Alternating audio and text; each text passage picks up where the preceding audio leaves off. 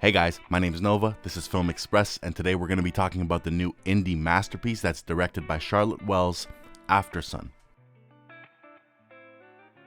Aftersun has been doing some crazy waves all over the indie market and the festival market, and is starting to creep its way into award season. Everyone is talking about this movie. This movie has crept its way into the top 50 list of films directed by a woman, and I have to say that the film makes a very strong case for itself. It's a work of art by any means, and I would love to talk about my experience with this movie. Overall, I really like this movie. I'm gonna rate it like a solid 8 or an 8.5 out of 10. This movie gives the audience a lot to chew on, and it does it so in a very artistic and focused and restrained way. Charlotte Wells, this is her first film, but you would guess that she's done this, for her whole life, because her film is very, very focused. She knows exactly the type of movie she wants to tell.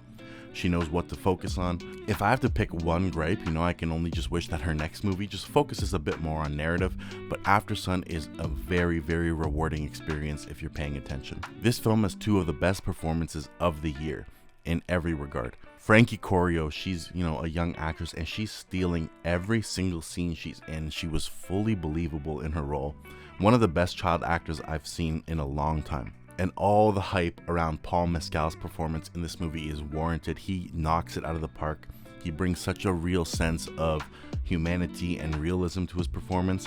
And if I have to say it, I would nominate him for Best Actor alongside Colin Farrell for Banshees of Inisherin. These are two of the best male performances of the year, in my opinion. This is a subtle, and beautiful little movie.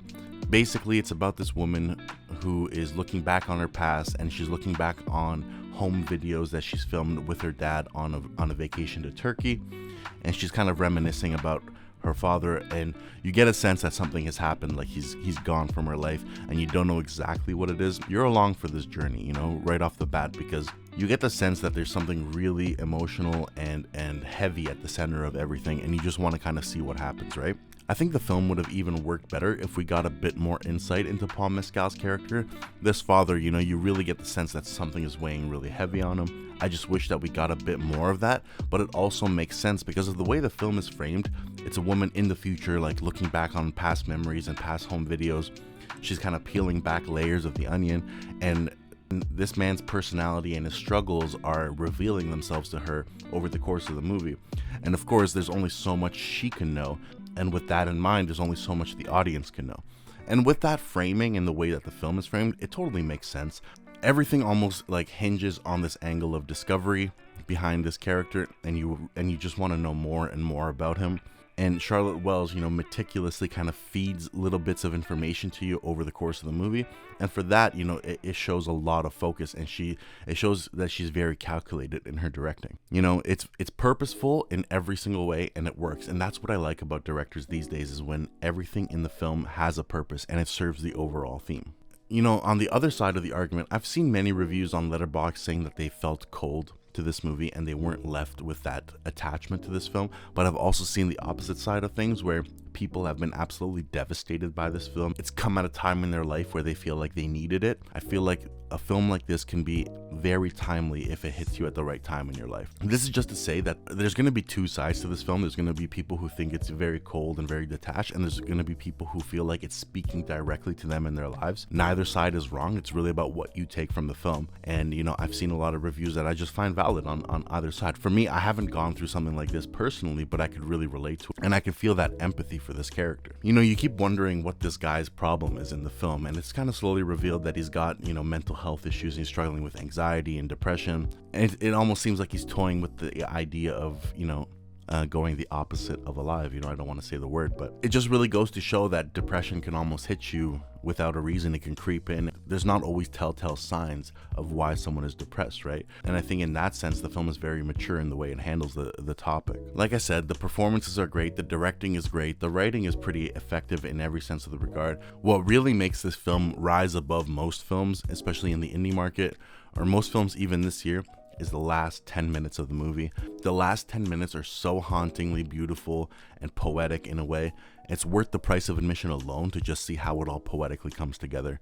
And for me, I think Aftersun has the best final shot of any film this year, in a way that it's almost a huge gut punch and it leaves you with so much to chew on.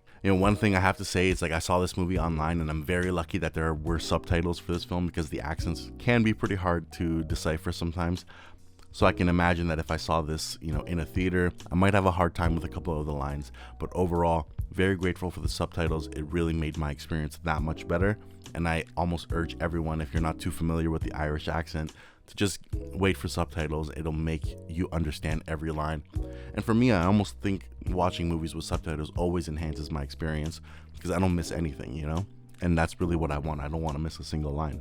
So when it comes to Aftersun, Aftersun has to be one of the strongest films I've seen this year. It's in my top 10 at this point for sure. And with that 8.5 out of 10 rating, 4 out of 5 stars, it cements itself as one of the strongest directorial efforts from a first-time director that I've seen in a very long time. And I'm very much on board for whatever Charlotte Wells wants to do next. So guys, that's my quick and simple review of Aftersun, a movie that I find extremely powerful and beautiful and haunting, and I think everyone should watch this. Whether it's the right time in your life or not, I think you will probably get something out of this film. This is Film Express. My name's Nova. I had a great time with this movie, and I had a great time reviewing this movie. So please like and please subscribe. Please add some comments. I would love to see the channel grow some more. I'm having a lot of fun getting these reviews out for you guys, and I'll catch you on the next one. See ya.